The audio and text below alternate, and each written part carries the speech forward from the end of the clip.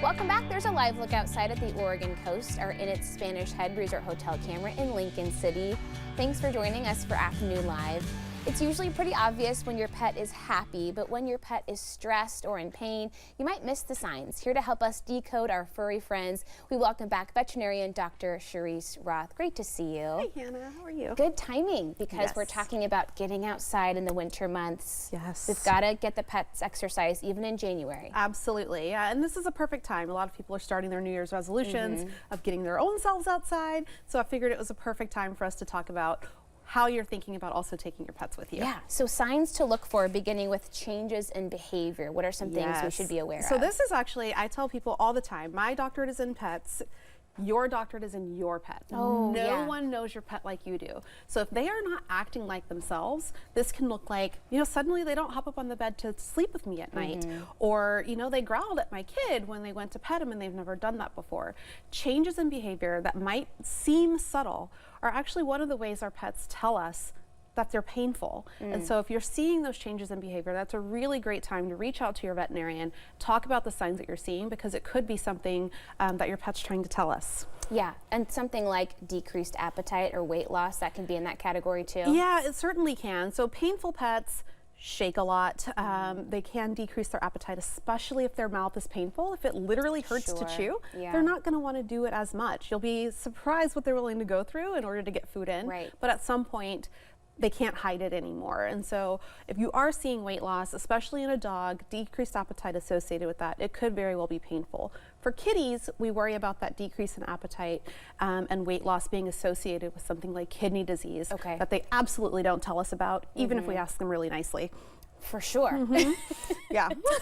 Do you find with matters of the mouth that people kind of overlook or have a hard time seeing dental issues? Like sometimes we don't think about our pets' mouths that way. Yeah, absolutely. I mean, one of the telltale signs is you go to snuggle your pet and you're like, oh God, what's that smell?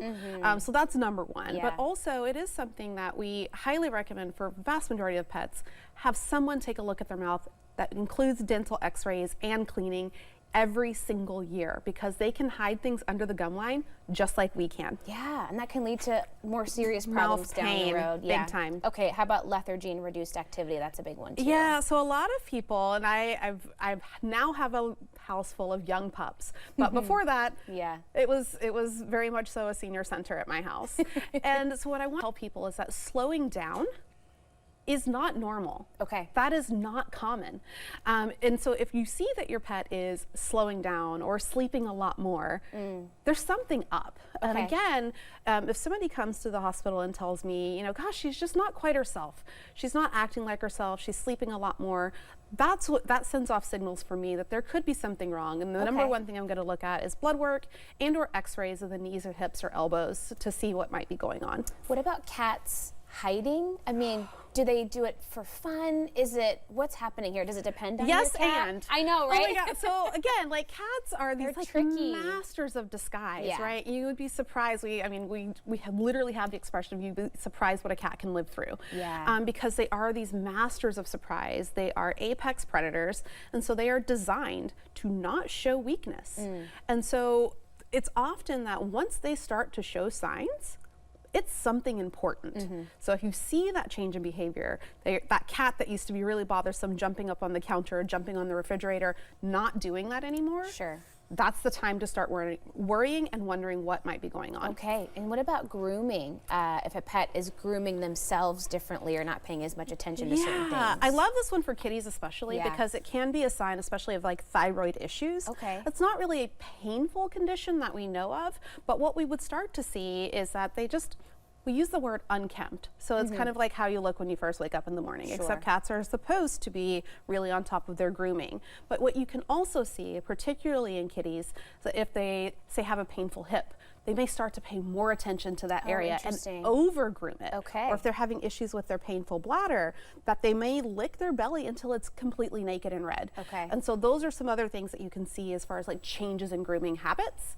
that will signal that something might not quite be right. Yeah, that's a big one to look for. And how about excessive panting or vocalizations? Again, you know your own pet best, so changes in those things. So vocalization is like this gift, right? Because it's literally the pet saying, ow, this hurts. What people will often say is, oh, well, she's limping on it or she holds it up, but it's not hurting. Oh. Wait, right? what? Not judging, just saying. But it is one of those things that the math doesn't math all the time, but it is something that we hear extremely commonly. Yeah. And so what I would say is, again, if you're seeing those particular signs, say something, do something about it. Okay. Yeah, How about you're at that point where you've gotten some medication or you've gotten some treatment options, you're having a hard time getting your pet to take the pill or whatever it is. What are some ways that we can comfort them and serve them best? There are some really great options, both as pills, but also there's been some really revolutionary information and medications that are injectable, that you can go to your veterinarian once a month and get that injection. We certainly do try our hardest to pick the right medication for the right pet and the right family. I always ask, okay, we've come up with this plan. Is this something that you can actually do? Because it's one thing to say, oh yeah, great, I have pain medication, but if you have to fight your pet to get it in, it's almost not worth it, right? No. And so I would say be really honest. Don't leave with a treatment plan that you can't or won't follow. Okay. And it is okay to push back and say, hey, you know what, look, Dr. Roth, I appreciate that these are pills, but there's no way that's happening. Can I get this in liquid?